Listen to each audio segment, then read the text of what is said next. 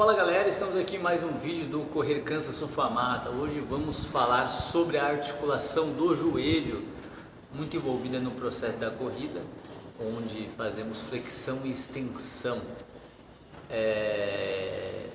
Como já falei em outros vídeos, né, dessa importância da orientação do profissional, tanto na corrida como no seu fortalecimento, devido a essa disseminação da corrida de maneira desenfreada e positiva por um lado e negativa por outro, algumas lesões começaram a aparecer, e uma delas é a do joelho.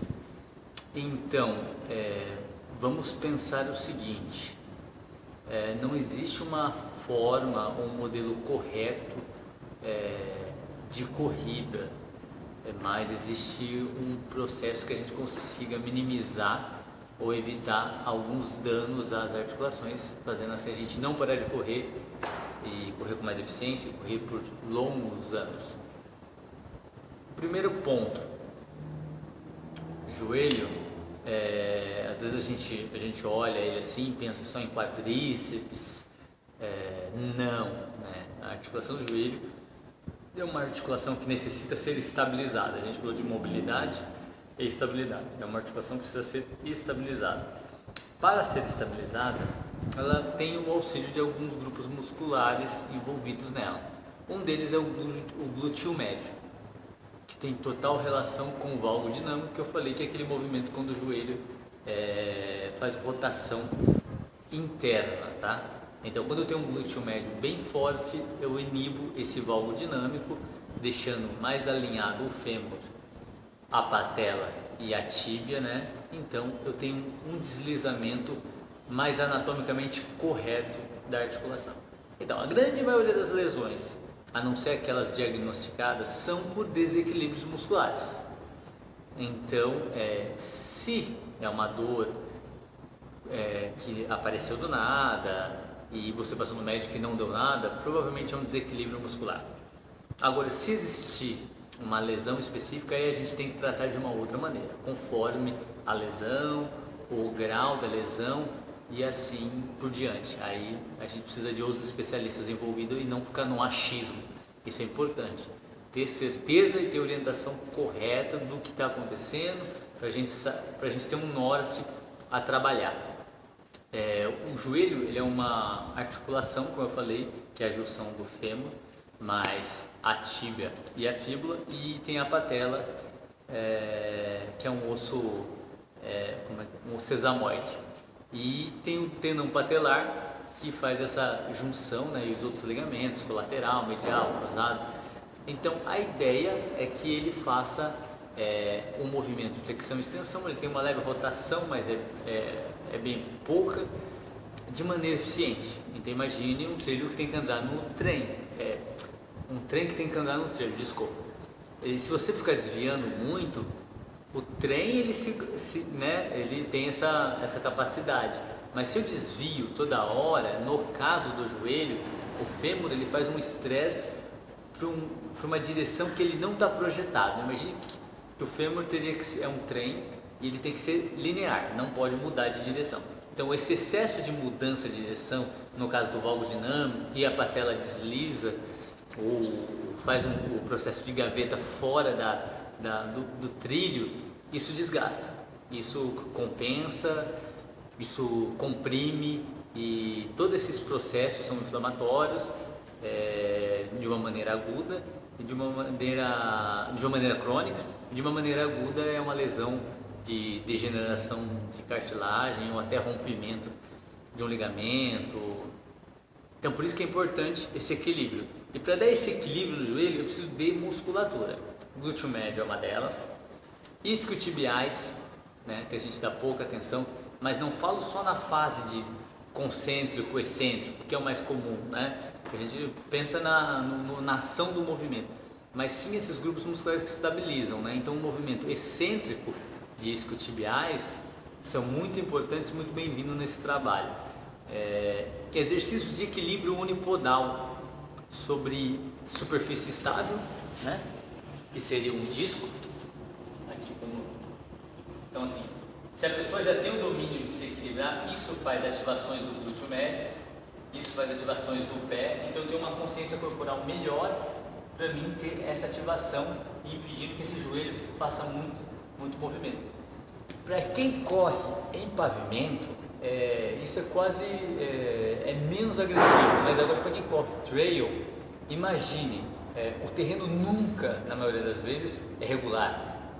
Então imagine, o pé uma hora está para baixo, o quadril está para cima, então tem buraco, tem desnível. A pessoa tem que estar totalmente preparada. Tem um outro tipo de preparação para quem prefere ou é praticante desse perfil de corrida, mas não dizendo que o pessoal que corra na rua não tem esse problema. Nos seus treinos você não vai correr no meio da rua. A prova a gente fica na parte mais regular da rua, muitas vezes, mas depende de São Paulo, a gente sabe como é que é. Mas você corre no canto da rua. A rua ela já é acidentada, então querendo ou não você já corre meio desnivelado. Então isso já são descompensações que precisam fazer ajustes e equilíbrios para a gente ter essa integridade do joelho sempre ativa. Outra questão é fazer a curva sempre para um dos lados, tá? Então provas já tem isso, né? Que essa chinquene você vem e faz uma curva em U, e quem corre em pista fica dando volta só para um lado. É interessante fazer o aquecimento e o desaquecimento sentido contrário, para a gente fazer uma curva ao contrário do que está fazendo para compensar esse trabalho.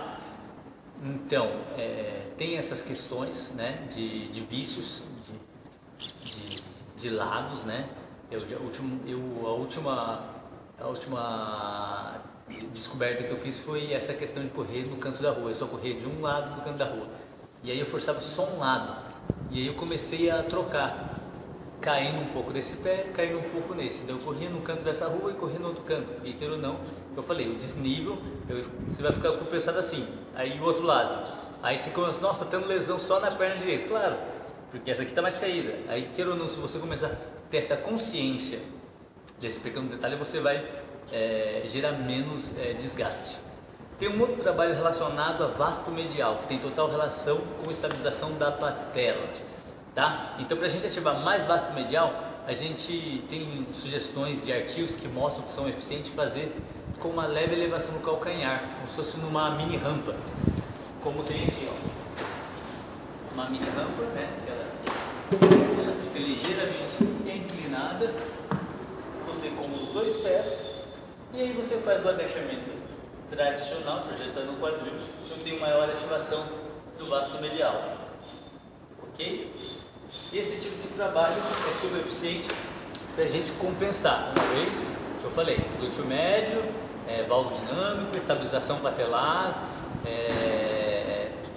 excêntrico de posterior, estabilização unipodal, independente se está no disco ou não, é importante para essa saúde do joelho. Uma questão que eu não vou entrar muito em detalhe, porque não existe certo ou errado, que é correr com o antepé, que é pesando com o primeiro terço do pé, ou correr com o retropé, que entra com o calcanhar. Estudos mostram que quem entra com o calcanhar tem maior impacto sobre o joelho. As curvas mostram isso numa análise eletromiográfica. Então, quero propor o joelho, eu tenho que tentar priorizar essa corrida mais ligeiramente inclinada, mais anatomicamente correta, que é com o antepé. Quando eu corro com o retropé, eu jogo mais para o joelho. Porém, quando eu corro no antepé, eu também jogo um pouco de encurtamento para o tendão do calcâneo. Então não existe uma maneira correta. Nem atletas de alto nível conseguem correr uma corrida inteira só no antepé. Se você pegar em algum momento, o cara vai para o retropé. A gente vai tentar minimizar isso e tentar fazer equilíbrios musculares para determinadas corridas. Mas assim, se fosse para sugerir, o antepé seria mais anatomicamente correto. Mas não é o objetivo mudar a passada de ninguém. Mas eu acho que a conscientização já vai ser fundamental para você aliviar talvez uma dor no joelho que você está sentindo. Principalmente você que corre longas distâncias. Quem corre curtas até sente menos, mas longas distâncias é bem agressivo. Mas é isso aí. Dica de hoje, joelho. Então conscientize, trabalhe e seja eficiente. Menos é mais. Nos pequenos detalhes que conseguimos grandes resultados. Forte abraço e até mais. Tchau, tchau.